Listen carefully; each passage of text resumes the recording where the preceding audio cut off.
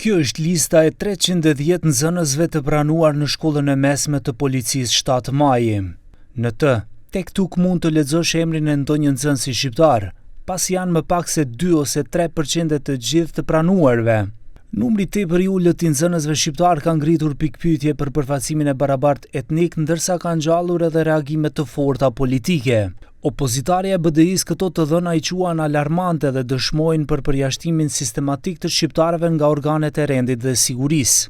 Zëdhënësja Arta Bilali Zendeli tha se nga gjithsej 310 kandidatët e pranuar, shqiptarët, turqit, romët, serbët dhe pjesëtarët e komuniteteve të tjera janë vetëm 11.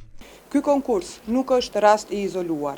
Ai është vetëm një tjetër dëshmi e një politike që i përjashton shqiptarët nga institucionet e shtetit, veçanërisht nga organet e rendit dhe sigurisë. Kur një komunitet që përbën një pjesë të konsiderueshme të popullsisë përfaqësohet me përqindje simbolike në polici, atëherë nuk kemi të bëjmë me një dështim të zakonshëm të një konkursi, por me mungesë të mekanizmave dhe të vullnetit për të garantuar përfaqësimin e tyre të drejtë.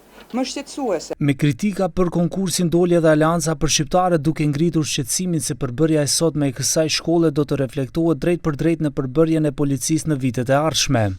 Ku është vleni përballë këtij diskriminimi flagrant? Ku janë funksionarët shqiptar në qeveri dhe ministri të brendshme?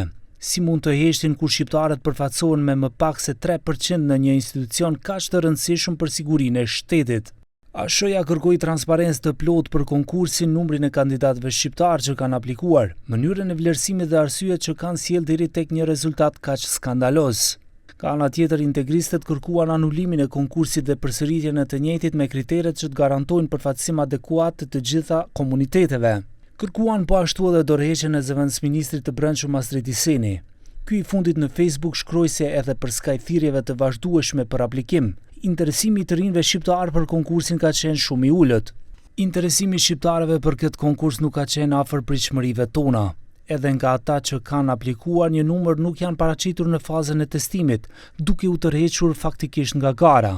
Prandaj është e pandershme politikisht të thuhet se shqiptarët janë përjashtuar, pa treguar sa kanë aplikuar, sa kanë vazhduar procesin dhe sa kanë plotësuar kriteret e përcaktuara.